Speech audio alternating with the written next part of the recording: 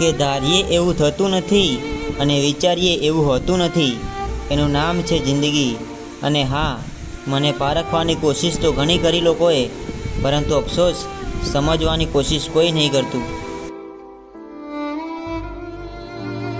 સાહેબ, હું દુનિયામાં એક એવો માણસ છું ને કે જો કોઈ સંબંધ નિભાવી જાય ને તો જીવ પણ આપી દઉં, અને જો એકવાર એમના પરથી મન ઉઠી જાય ને તો ઓળખવાથી પણ ઇનકાર કરી દઈશ. એકલા હતા અને એકલા જ રહીશું. હવે કોઈની ઉમ્મીદ પણ નથી અને હવે કોઈની જરૂર પણ નથી.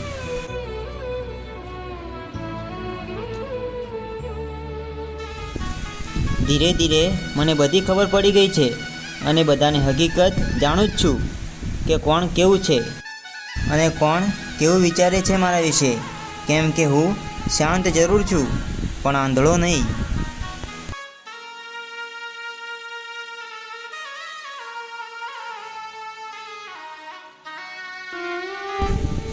સાહેબ, કોઈને અંધારામાં રાખીને દગો આપવો એના કરતાં મોઢે કહી દેવું સારું કે હવે તમારી જરૂર નથી મારે. જ્યારે ચોપડીમાંથી શીખવાનું હતું ને ત્યારે ઊંઘ આવતી હતી, અને હવે જ્યારે જીવન શીખવાડી રહ્યું છે ને તો ઊંઘ પણ નથી આવતી. સાહેબ, આ દુનિયામાં સંબંધો તોડવો તો ન જ જોઈએ, પણ જ્યાં કદર ના હોય ત્યાં નિભાવવો પણ ના જોઈએ.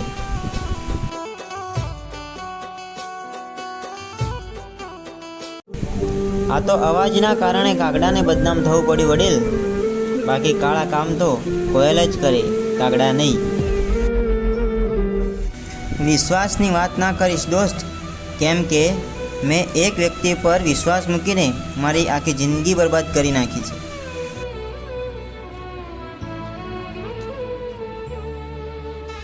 કેટલી અજીબ દુનિયા છે નહીં? અહીં સાચી વાત બોલવાવાળો અને સાચા રસ્તે ચાલવાવાળો માણસ દુનિયાને હંમેશા માટે કડવો જ લાગે છે. કોઈના વગર કંઈ અટકતું નથી વડીલ, મારા વગર પણ નહીં. અને હા, તમે આ બધું વહેલું સમજી જશો ને તો જિંદગી જીવવાની મજા કંઈક અલગ આવશે. સાહેબ, દરિયામાં ગમે એટલો ગોળ નાખો ને તો પણ એ ગળે ના થાય. એવું જ કામ માણસનું પણ છે. તમે ગમે એટલા સાચવીને રાખશો ને તો પણ એ તમારા તો નહીં જ થાય.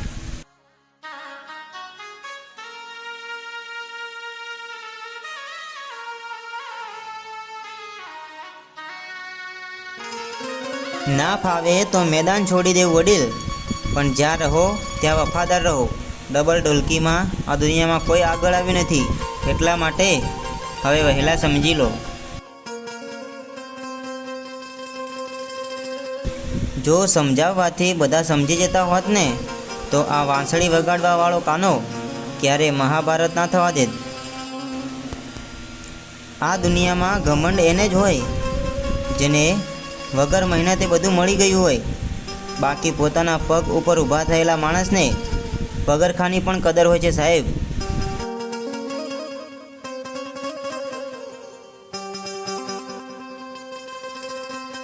અહીં લોકો પોતાની ભૂલ નથી માનતા ને તો એ આપણને તે શું સમજવાના.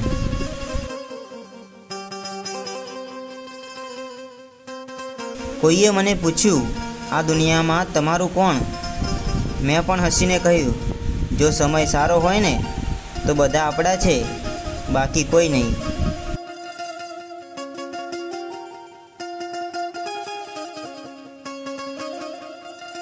સાહેબ, ખબર નહીં આ સંબંધોમાં કયા પ્રકારનું ગણિત હોય છે.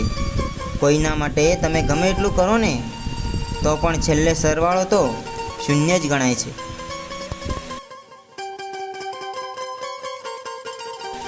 જેવી રીતે કડવી દવા ગળીએ છીએ ને એવી રીતે જો કડવા શબ્દો પચાવતા આવડી જાય ને ત્યારે સમજી લેવું કે તમને જિંદગી જીવતા આવડી ગયું.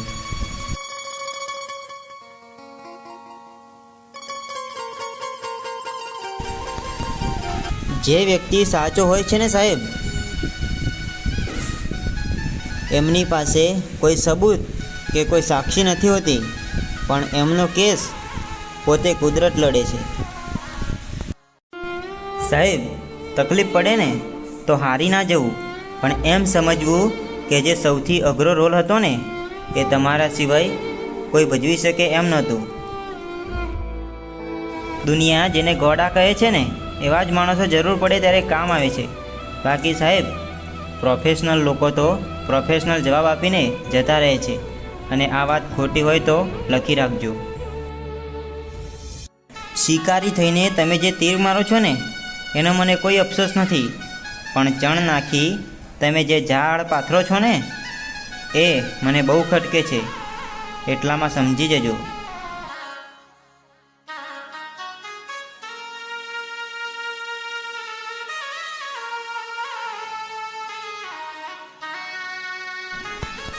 નસીબનું લખેલું બધું જ સહન કરવું પડે છે સાહેબ, કારણ કે મુશ્કેલી વેચી નથી શકાતી અને શાંતિ ખરીદી નથી શકાતી.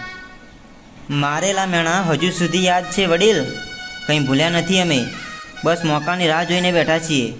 તમને એવો વળતો જવાબ આપીશું ને કે આવનારી 7 પેઢી પણ યાદ કરશે, અને આ વાત તમે લખી રાખજો.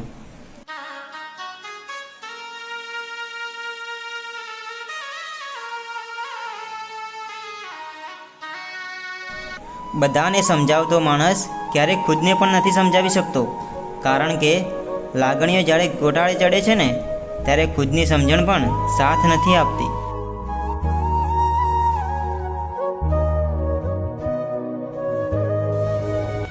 ઘડિયાળના કાંટા એના નિયમ પ્રમાણે ચાલે છે ને એટલે સૌ એની પર વિશ્વાસ કરે છે.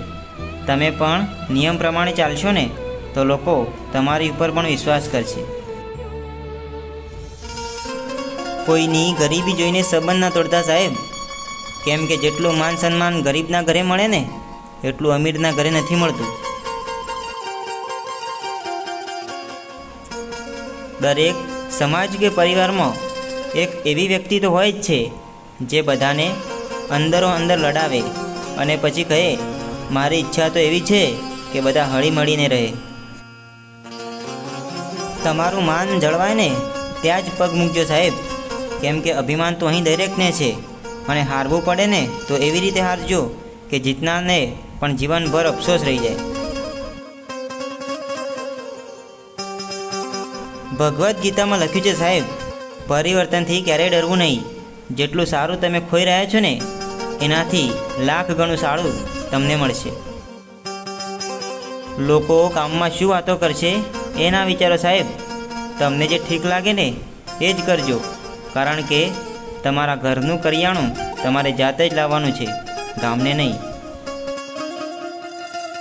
કોઈની ભૂલને વધારે શોધવા જશો ને તો સંબંધ બગડશે, પરંતુ તેણે આપણા માટે શું કર્યું છે એ વિચારશો ને તો બગડેલા સંબંધો પણ સુધરી જશે. વખાણ કર્યા વગર કોઈ ખુશ નથી થતું વડીલ, અને ખોટું બોલ્યા વગર કોઈના વખાણ નથી થતા, અને એ અમારા લોહીમાં નથી, એટલે જ કદાચ અમુક લોકો સાથે મને નથી ફાવતું.